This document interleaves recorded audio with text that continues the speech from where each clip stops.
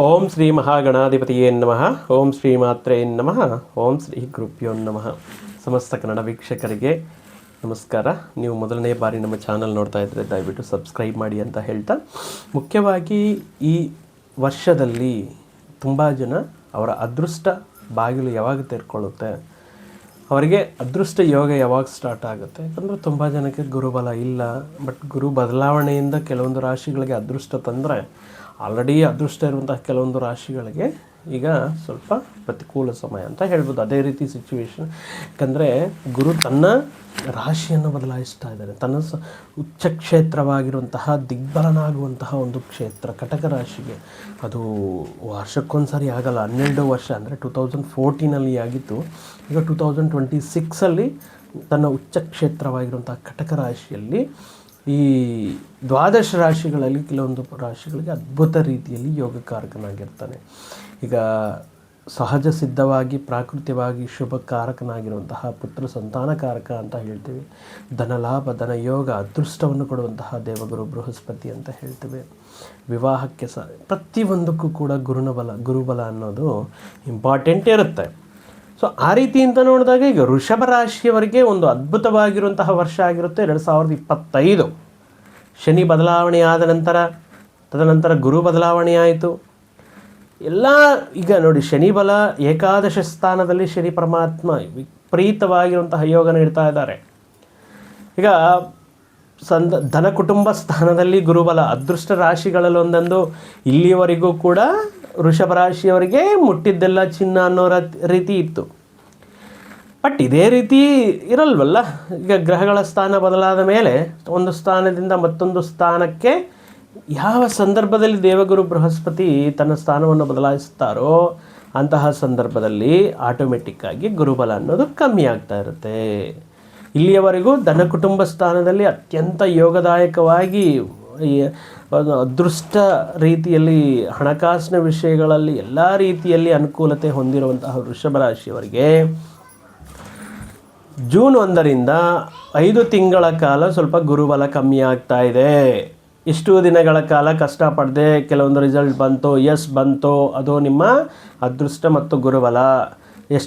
ಬಹಳಷ್ಟು ಪ್ರಯತ್ನಗಳು ಮಾಡದೆ ವಿವಾಹವು ಕೂಡಿ ಬಂತು, ಅದು ಗುರುಬಲದಿಂದ, ಇದು ಗೋಚಾರದಿಂದ ಹೇಳ್ತಾ ಇರುವಂಥದ್ದು ಫಲಗಳಾಗಿರುತ್ತೆ. ಸೊ ಕಾರ್ಮಿಕ ಸಿದ್ಧಾಂತ ಪ್ರಕಾರ, ಅಂದರೆ ಒಂದೊಂದು ಕರ್ಮದ ಸಿದ್ಧಾಂತ ಪ್ರಕಾರ ಒಬ್ಬೊಬ್ಬ ಜಾತಕರಿಗೆ ಒಬ್ಬೊಬ್ಬ ರೀತಿಯಲ್ಲಿ ಪರ್ಸನಲ್ ಚಾರ್ಟ್ ನೋಡಿದ್ರೆ ಅದರಲ್ಲಿ ಇರುವಂತಹ ಗ್ರಹಗಳ ಸ್ಥಾನಮಾನ, ಅದರ ಜೊತೆಗೆ ಈಗ ನಡೀತಾ ಇರುವಂತಹ ದಶೆ ಅಂತರ್ದಶೆ, ಆ ರೀತಿಯಿಂದ ನೋಡಿದಾಗ ಮತ್ತು ಅಷ್ಟಮ ಮತ್ತು ಲಾಭಾಧಿಪತಿಯಾಗಿರುವಂತಹ 8ನೇ ಮನೆ ಮತ್ತು 11ನೇ ಮನೆಗೆ ಅಧಿಪತಿಯಾಗಿರುವಂತಹ ದೇವಗುರು ಬೃಹಸ್ಪತಿ ವೃಷಭ ರಾಶಿಯವರಿಗೆ ಜೂನಿಂದ ಮತ್ತು ಗುರುಬಲ ಕಮ್ಮಿ ಆಗ್ತಾ ಇದ್ದೀರಾ ಅಂತ ಹೇಳ್ತಾ ಇದ್ದೀರಲ್ಲ, ಮತ್ತು ಯಾವ ವಿಷಯದಲ್ಲಿ ಯಾವ ಮುಂಜಾಗ್ರತೆ ತಗೋಬೇಕು ವೃಷಭ ರಾಶಿಯವರು ಅನ್ನೋ ವಿಷಯಗಳನ್ನು ನಾವು ಈ ವಿಡಿಯೋ ಮುಖಾಂತರ ನೋಡೋಣ. ಎಷ್ಟು ದಿನ ಒಳ್ಳೆಯ ದಿನ ಇತ್ತು, ಆದರೆ ಇಲ್ಲಿಂದ ಸ್ವಲ್ಪ ತಾಳ್ಮೆಗೆ ಪರೀಕ್ಷೆ ಅನ್ನೋ ರೀತಿಯಲ್ಲಿ ಕೆಲವೊಂದು ವಿಷಯಗಳು ನಿಮಗೆ ಆತಂಕವನ್ನು ಸೃಷ್ಟಿ ಮಾಡಬಹುದು. ವೃಷಭ ರಾಶಿಯವರಿಗೆ ಈ 5 ಮಾಸಗಳ ಕಾಲ ಯಾವ ರೀತಿ ಇರುತ್ತೆ ಅನ್ನೋ ರೀತಿಯಲ್ಲಿ ನೋಡಿದ್ರೆ, ವಿವಾಹ ಪ್ರಯತ್ನಗಳು ಇದಕ್ಕೆ ಮುಂಚೆ ಜೂನ್ 1 ಏನಾದರೂ ಪ್ರಯತ್ನಗಳು ಮಾಡಿ ಅನುಕೂಲ ಆಗಿದ್ದು ಎಲ್ಲ ರೀತಿಯಲ್ಲಿ ಹೊಂದಾಣಿಕೆ ಆದರೆ ಪರವಾಗಿಲ್ಲ, ನಡೆಯುತ್ತೆ. ಬಟ್ ಜೂನ್ ನಂತರ ಗುರುಬಲ ಸ್ವಲ್ಪ ಕಮ್ಮಿ ಆಗೋದ್ರಿಂದ ಸ್ವಲ್ಪ ವಿವಾಹ ಪ್ರಯತ್ನಗಳು, ಅಂದರೆ ಒಂದೆರಡು ಕೊಡೋ ಸಂದರ್ಭದಲ್ಲಿ ಒಂದು 4-5 ಸಂಬಂಧಗಳು ನೋಡಬೇಕಾಗಿರುತ್ತೆ. ನೋಡಿರೋ ಸಂಬಂಧಗಳೆಲ್ಲವೂ ಕೂಡ ಜಾತಕ ಹೊಂದಾಣಿಕೆ ಆಗ್ತಾ ಇಲ್ಲ ಅಂತನೋ, ಅಥವಾ ಹುಡುಗ ಇಷ್ಟ ಆಗ್ತಾ ಇಲ್ಲ, ಈ ರೀತಿ ಕೆಲವೊಂದು ವಿಷಯಗಳ ಮುಖಾಂತರ ಸಾಕಷ್ಟು ಪ್ರಯತ್ನಗಳು, ವಿವಾಹ ಪ್ರಯತ್ನಗಳಿಗೆ ಮಾಡಬೇಕಾಗಿರುವಂಥದ್ದು. ತೃತೀಯ ಧೈರ್ಯ ಪರಾಕ್ರಮ ಸ್ಥಾನ, ಅಣ್ಣ ತಮ್ಮಂದರು ಅಕ್ಕ ತಂಗಿರು ಈ ವಿಷಯಗಳನ್ನು ಹೇಳುವಂತಹ ಸ್ಥಾನ. ತೃತೀಯ ಸ್ಥಾನಕ್ಕೆ ಗುರುವಿನ ಆಗಮನ, ಮುಖ್ಯವಾಗಿ ಹಣಕಾಸಿನಿಗೆ ಸಂಬಂಧಪಟ್ಟಿರುವಂತಹ ವಿಪರೀತವಾಗಿರುವಂತಹ ಟೆನ್ಷನ್ಸ್ ಜಾಸ್ತಿ ಆಗುತ್ತೆ. ಇಲ್ಲಿಯವರೆಗೂ ಕೂಡ ಅದ್ಭುತವಾಗಿ ಧನಯೋಗವನ್ನು ನೀಡಿರುವಂತಹ ದೇವಗುರು ಬೃಹಸ್ಪತಿ ತೃತೀಯ ಸ್ಥಾನಕ್ಕೆ ಬಂದಿದ ತಕ್ಷಣ ಏನಾಗುತ್ತೆ ಅಂದರೆ ಸ್ವಲ್ಪ ಆದಾಯವು ಸ್ವಲ್ಪ ಕಮ್ಮಿಯಾಗುವಂಥದ್ದು. ಅಥವಾ ಅಧಿಕ ಲಾಭಗಳನ್ನು ನೀಡುವಂಥದ್ದು ಈಗ ಸ್ವಲ್ಪ ಬ್ಲಾಕ್ ಆಗೋದು, ಅಂದ್ಕೊಂಡಿರೋ ಸಮಯಕ್ಕೆ ಬರುತ್ತೆ ಅಂದ್ಕೊಂಡಿರುವಂಥ ಹಣಕಾಸಿನ ಸೌಲಭ್ಯವು ಸ್ವಲ್ಪ ಡಿಲೇ ಆಗೋದು, ಈ ರೀತಿ ಹಣಕಾಸಿನ ವಿಷಯಗಳಲ್ಲಿ ಸ್ವಲ್ಪ ಟೆನ್ಷನ್ಸ್ ಆತಂಕಗಳು ಅನ್ನೋದು ಜಾಸ್ತಿ ಆಗ್ತಾ ಇರುತ್ತೆ. ಮಾಡುವಂತಹ ವೃತ್ತಿ ಉದ್ಯೋಗಗಳಲ್ಲಿ ಇಷ್ಟು ದಿನ ನೀವು ಆಡಿದ್ದೇ ಆಟ ಆಗಿತ್ತು, ಆದರೆ ಇಲ್ಲಿಂದ ವೃತ್ತಿ ಉದ್ಯೋಗಗಳಲ್ಲಿ ನಿಮ್ಮ ಮೇಲೆ ಸ್ಪೆಷಲ್ ಫೋಕಸ್ ಅನ್ನೋದಿರುತ್ತೆ. ಸ್ವಲ್ಪ ಕೆಲಸ ಮಾಡುವಂತಹ ಗಂಟೆಗಳು, ಕೆಲಸ ಮಾಡುವಂತಹ ದಿನಗಳು ಕೂಡ ಜಾಸ್ತಿ ಆಗುತ್ತೆ. ಕೆಲಸದ ಹೊರೆ, ಈ ಒತ್ತಡ ಎನ್ನುವುದು ಸ್ವಲ್ಪ ಜಾಸ್ತಿ ಆಗಲಿಕ್ಕೆ ಅವಕಾಶವಿರುತ್ತೆ. ಇನ್ನು ಮುಖ್ಯವಾಗಿ ವಿಪರೀತವಾಗಿರುವಂತಹ ಹಣದ ಖರ್ಚು, ಕೆಲವೊಂದು ವಿಷಯಗಳಲ್ಲಿ ಮನಿ ಲಾಸ್ ಆಗುವಂಥದ್ದು, ಕೆಲವೊಂದು ಹೂಡಿಕೆಗಳಿಂದ ಶಾರ್ಟ್ಕಟ್ಟಲ್ಲಿ ಮನಿ ಗೇನ್ ಮಾಡೋಣ ಅಂತ ಹೇಳ್ಬಿಟ್ಟು ಶೇರ್ ಮಾರ್ಕೆಟ್ ಇತ್ಯಾದಿ ವಿಷಯಗಳಲ್ಲಿ ಲಾಭಗಳಿಗೋಸ್ಕರ ನಿರೀಕ್ಷೆ ಮಾಡ್ತಾ ಇನ್ ಕೇಸ್ ಇನ್ವೆಸ್ಟ್ಮೆಂಟ್ ಮಾಡಿದ್ರೆ ಆಲ್ ಆಫ್ ಸಡನ್ ಆಗುವಂತಹ, ಈಗ ದೇಶಾದ್ಯಂತ ಜಗತ್ತಾದ್ಯಂತ ಬದಲಾಗ್ತಾ ಇರುವಂತಹ ಪರಿಣಾಮಗಳು ನೋಡ್ತಾ ಇದ್ದೇವೆ. ಮಾರ್ಕೆಟ್ಸ್ ಎಲ್ಲವೂ ಕೂಡ ಕುಸಿದು ಬೀಳ್ತಾ ಇದೆ. ಸೊ ಈ ರೀತಿ ವಿಷಯಗಳೇನಾದರೂ ನಿಮ್ಮಲ್ಲಿ ಇದ್ದರೆ ಜೂನ್ ಒಳಗಡೆ ಪರಿಷ್ಕಾರ ಮಾಡ್ಕೊಳ್ಳಿ. ಯಾಕಂದರೆ ಆಮೇಲೆ ನೀವು ಅಂದ್ಕೊಂಡಿರೋಷ್ಟು ಲಾಭ ಬಂದರೆ ಪರವಾಗಿಲ್ಲ, ಅಥವಾ ನೀವು ಹಾಕಿರೋ ಇನ್ವೆಸ್ಟ್ಮೆಂಟ್ ಬಂದ್ರೂ ಪರವಾಗಿಲ್ಲ, ನಷ್ಟ ಮಾಡ್ಕೊಳ್ಳೋಕ್ಕೆ ಹೋಗಬೇಡಿ. ಕೆಲವೊಂದು ಬಾರಿ ನಿಮ್ಮ ಮಾತಿಗೆ ಬೆಲೆ ಇಲ್ದಂಗೆ ಆಗೋದಾಗಿರಬಹುದು, ನಿಮ್ಮ ಸಹಚಾರಿ ಉದ್ಯೋಗಿಗಳ ಮುಖಾಂತರ, ಕೆಲವೊಂದು ಸಾರಿ ನಿಮ್ಮ ಈ ಸಿಬ್ಲಿಂಗ್ಸ್, ನಿಮ್ಮ ಅಣ್ಣ ತಮ್ಮಂದರಾಗಿರ್ಬೋದು, ಅಕ್ಕ ತಂಗಿರಾಗಿರ್ಬೋದು, ಸಹೋದರಿ ಹಿರಿಯ ಸಹೋದರಿಯರ ಜೊತೆ ಸಣ್ಣ ಪುಟ್ಟ ವಿಷಯಕ್ಕೂ ಕೂಡ ಕೆಲವೊಂದು ಬಾರಿ ಅನಾವಶ್ಯಕವಾಗಿ ವಾಗ್ವಿವಾದಗಳು ನಡೆಯೋದು ಅಥವಾ ಮಾತು ಬಿಡುವಂಥದ್ದು, ಈ ರೀತಿ ಸಣ್ಣ ಪುಟ್ಟ ವಿಷಯಗಳನ್ನೋದು ನಿಮಗೆ ಮಾನಸಿಕ ಒತ್ತಡವನ್ನು ನೀಡ್ತಾ ಇರುತ್ತೆ. ಇನ್ನು ಅದರ ಜೊತೆಗೆ ವೃತ್ತಿ ಉದ್ಯೋಗ ವಿಷಯಗಳ ಪ್ರಕಾರ ನೋಡುವುದಾದರೆ ಪ್ರತಿ ಬಾರಿ ಕೂಡ ಏನೋ ಒಂದು ಆಕಸ್ಮಿಕವಾಗಿ ಅನಿರೀಕ್ಷಿತವಾಗಿ ಈಗ ಈ ಸಂದರ್ಭದಲ್ಲಿ ಪ್ರಯಾಣಗಳು ಮಾಡಲೇಬೇಕಾಗಿರುವಂತಹ ಸಂದರ್ಭಗಳು ಬರಬಹುದು. ಈಗ ಏನಾದರೂ ಪ್ರಯಾಣಗಳು ಮಾಡಿ ಮತ್ತೆ ರಿಟರ್ನ್ ಬಂದ ಮೇಲೆ ಈ ಕಮ್ಯುನಿಕೇಷನ್ ಪ್ರಾಬ್ಲಮಿಂದ ಕಂಪ್ಲೀಟಾಗಿ ನೀವು ಅಷ್ಟು ದೂರ ಪ್ರಯಾಣ ಮಾಡಿ ಹೋಗಿದ್ದೀರಾ, ಬಟ್ ಎಕ್ಸ್ಪೆಕ್ಟ್ ಮಾಡಿರೋಂಥ ರಿಸಲ್ಟ್ ಬರಲಿಲ್ಲ, ಈ ವಿಷಯಗಳು ಯಾಕೆ ಕೇಳಿಲ್ಲ ಅಂತ ನಿಮ್ಮ ಮೇಲಧಿಕಾರಿಗಳು ಮತ್ತು ಈ ಕಮ್ಯುನಿಕೇಷನ್ ವಿಷಯದಲ್ಲಿ ಕೆಲವೊಂದು ಸಂದರ್ಭಗಳಲ್ಲಿ ಅವಮಾನಗಳು ಮತ್ತು ಕೆಲವೊಂದು ಆರೋಪಗಳು ಆಗುವಂಥ ಸಾಧ್ಯತೆಯೂ ಇರುತ್ತೆ. ಆದರೆ ಭಯ ಬೀಳುವಂತಹ ಅವಶ್ಯಕತೆ ಇಲ್ಲ. ಯಾಕಂದರೆ ಕರ್ಮಕಾರಕ ಶನಿ ಪರಮಾತ್ಮ ನಿಮಗೆ ಭಾಗ್ಯ ದಶಮಾಧಿಪತಿ, ಭಾಗ್ಯ ಅಂದರೆ 9ನೇ ಮನೆಗೆ ಮತ್ತು 10th ಲಾರ್ಡ್ ಆಗಿರೋದ್ರಿಂದ ದಶಮಾಧಿಪತಿ ಅಂದರೆ ಕೆರೀರ್, ಉದ್ಯೋಗ ಮತ್ತು ಈ ಕೆರೀರ್ ಉದ್ಯೋಗಕ್ಕೆ ಸಂಬಂಧಪಟ್ಟರು, ವೃತ್ತಿ ವ್ಯಾಪಾರಕ್ಕೆ ಸಂಬಂಧಪಟ್ಟಿರುವಂಥದ್ದು ದಶಮಾಧಿಪತಿ ಮತ್ತು ಭಾಗ್ಯಾಧಿಪತಿ ಏಕಾದಶ ಸ್ಥಾನದಲ್ಲಿ ಅದ್ಭುತವಾಗಿ ಯೋಗಕಾರಕನಾಗಿರ್ತಾರೆ.